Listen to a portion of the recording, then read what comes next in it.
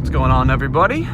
As you can tell from the video title, we are going to talk about the cost of what every performance modification I have done to my 2014 Mustang V6 base model.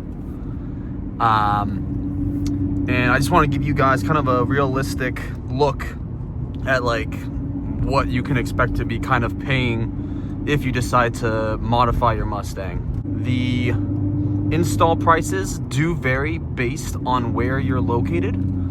I am in the Northeast United States, so prices are going to be generally a little bit higher. Another thing as well, I got all of these parts brand new. I didn't look on Facebook Marketplace or any other used site to get these parts. I was just a little skeptical of buying used parts, especially if I don't know the history, and being kind of novice to everything. I didn't want to get myself into a bigger hole than I wanted to. So without further ado, let us dive right on in. First modification is the Roush Axle back exhaust.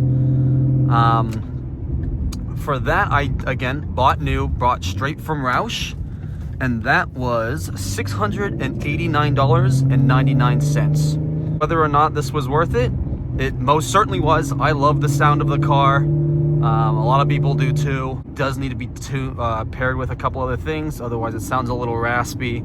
I'll include a clip right here.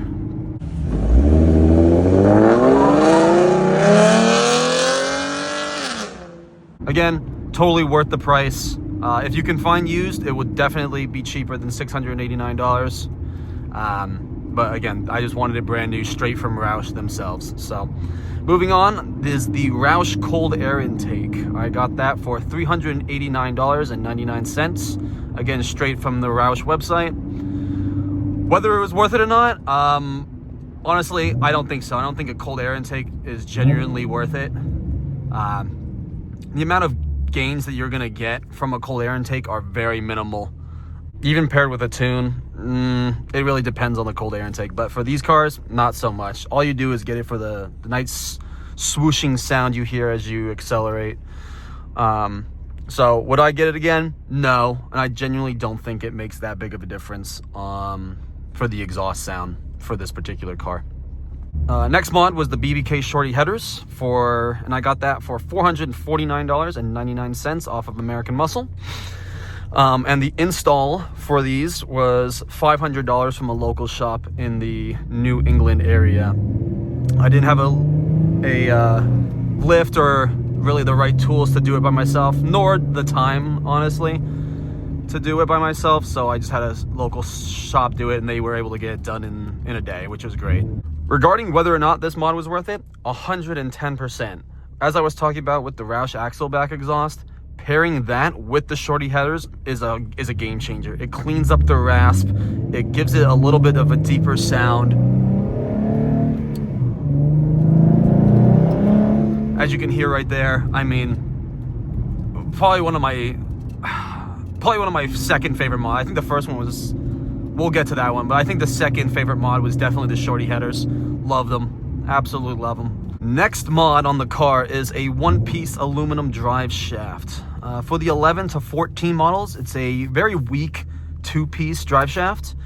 And at speeds greater than 100, it has been known to be broken. So if this is, changing it out is just a safety thing. Not necessarily important and mandatory to do, but for the drag strip runs, it's definitely worth swapping out. So I got that part from Axel Exchange. So the price of the aluminum drive shaft was $865. The install was $200. I was able to do that one myself, but I did rent out a bay for a couple hours just to get it done, and it made so much of a difference. Doing that on a lift versus the floor, infinitely better. If you have access to that, do that.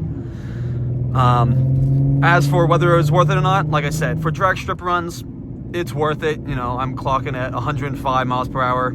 Again, the stock drive shaft is safe at that speed, but you know, in case I want to boost the car in the future, It's just a safety thing. I will say for the 15 to 17 V6 models, you do not have to change the drive shaft. I think they upgraded that on those models, so you can kind of omit that sort of cost and expense if you're looking to upgrade your 15 to 16 V6 Mustang. Next mod on the car is absolutely probably my favorite one.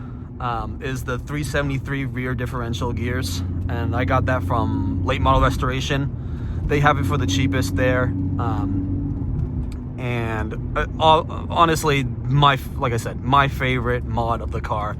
Acceleration of the car is just better. Being able to pass people easily in 5th gear is incredible, because at certain speeds you're already at 3,000 RPMs and you just go.